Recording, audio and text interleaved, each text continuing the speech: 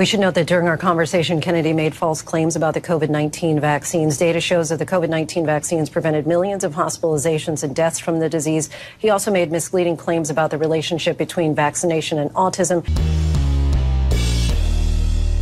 How's everybody doing? My name is Anthony Brian Logan, and today we got to talk about ABC News censoring RFK Jr. That's Robert Francis Kennedy Jr. of the famous Kennedy family.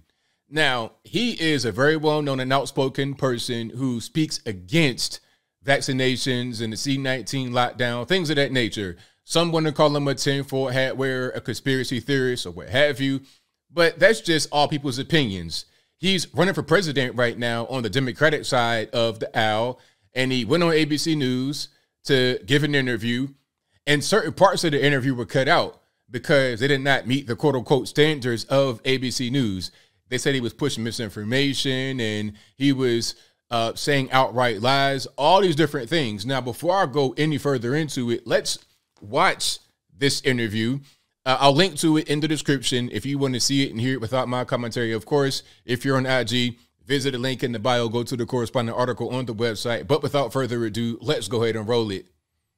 You've said in the past that there is a correlation between vaccines leading to autism. That's totally been debunked. Wait a minute, who debunked it? We have not seen any kind of scientific connection from the CDC, the World Health Organization, the National Academy of Sciences. Those organizations are captive agencies, Lindsay. And so you think they're all in cahoots? Yeah, they're all captive. You've discussed the... Let's pause right here.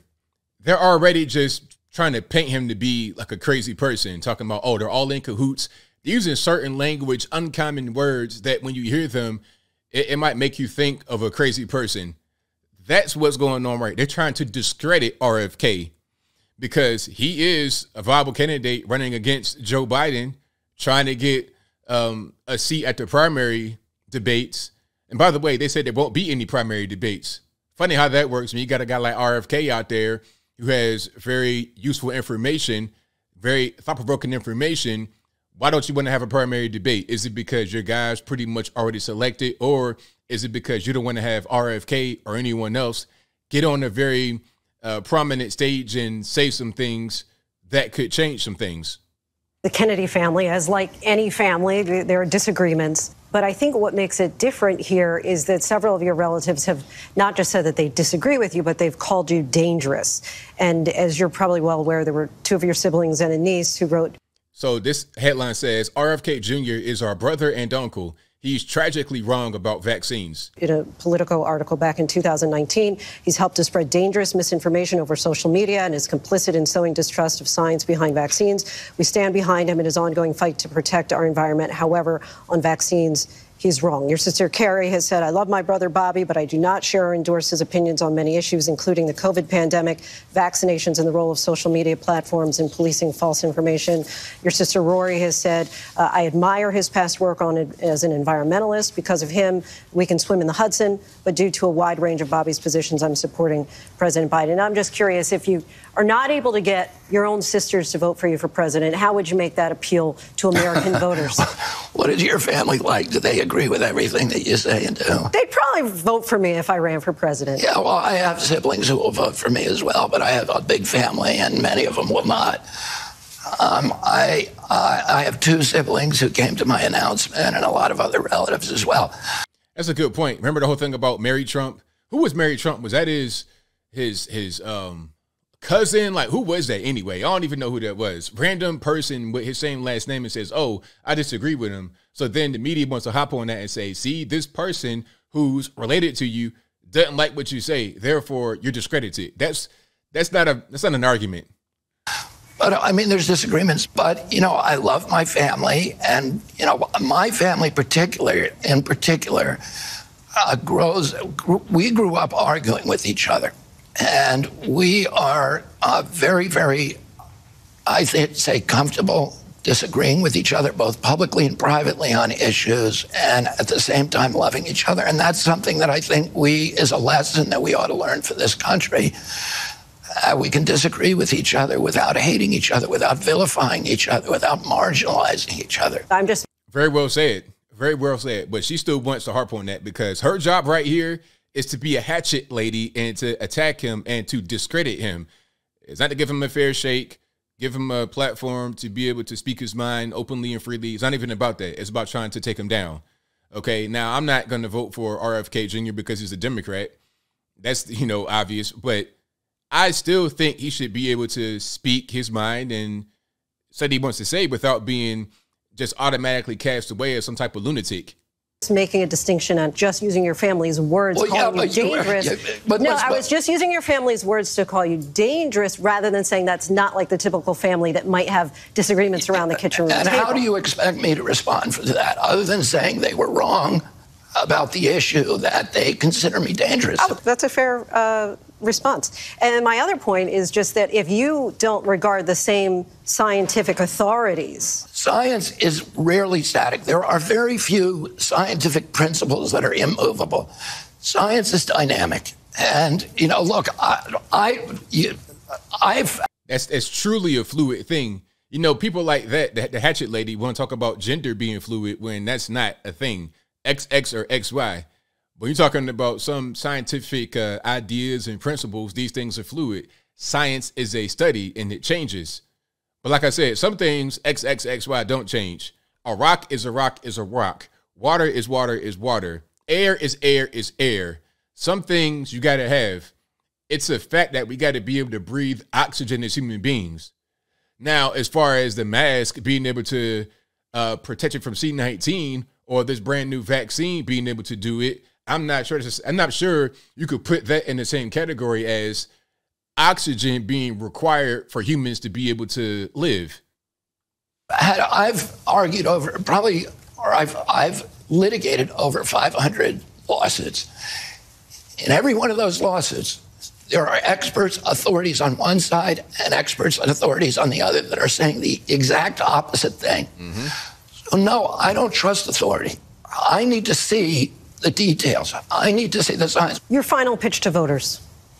My pitch would be that, we need to look at what's happened to our country. We need to try to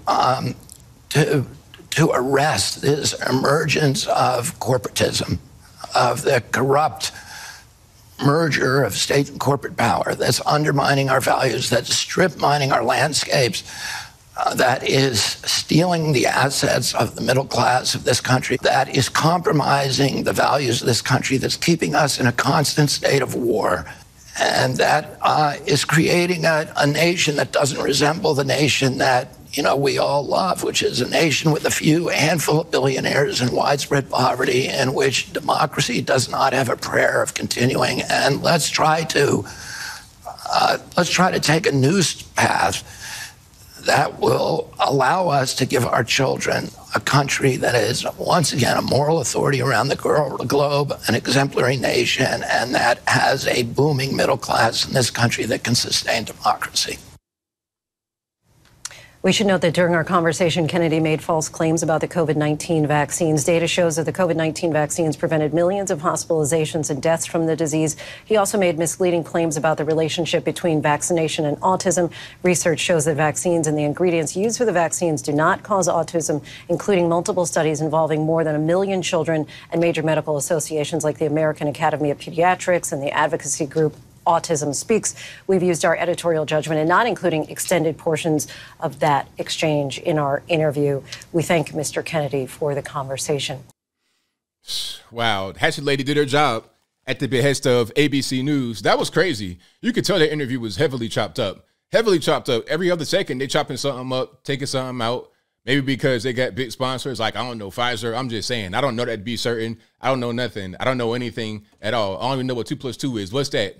What are numbers? What are letters? I know nothing. All that I do know is that I have seen certain television shows sponsored by Pfizer. Maybe they are too. And maybe other shows are sponsored by, and maybe they have the federal government in their ear saying, hey, man, don't let that guy go in there and say whatever he wants to say. You better cut some of that stuff out.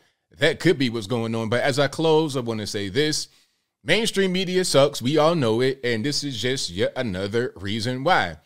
This man can't even get on here and express himself completely. It's all a dog and pony show. I saw Joe Biden with a cheat sheet, basically, of questions that he was going to get from a reporter. He was going to call on her, and then he already knew what the question was going to be and what his answer was going to be. He can just read from that, rather than being quick on his feet, being able to answer a thing straight from his mind. It's all a show. It's all a game. They don't want to have any type of primary debates in the Democratic Party. I wonder why. They want to just install their person, say, hey, vote for him, and then that be that. It's really a shame. But I think I'll leave that right there for now. And what say you? How do you feel about ABC News censoring Robert Francis Kennedy Jr. in his interview? Whatever your thoughts are, let me know in the comments below. You guys pretty much know where I'm at. I'm not surprised. This is what the mainstream media does. They want to censor you. They want to stifle you. They want to suppress your voice. They want to make you appear to be some type of buffoon or an idiot or a tinfoil hat wearer or something like that. That's what they want to do. But then the actual idiots, buffoons, charlatans, con artists, they elevate to a high level because they can be controlled from the outside by whoever they want to control him, by the corporatism that happens in America, by the deep state, the permanent federal employees. They want them to be controlled. They don't want true leaders. They want figureheads that are led by outside interests that do not align with regular, everyday Americans' interests. But whatever your thoughts are, please let me know in the comments below. And that's all I got to say for this video. If you like what you heard, please comment, rate, share, and subscribe. Peace.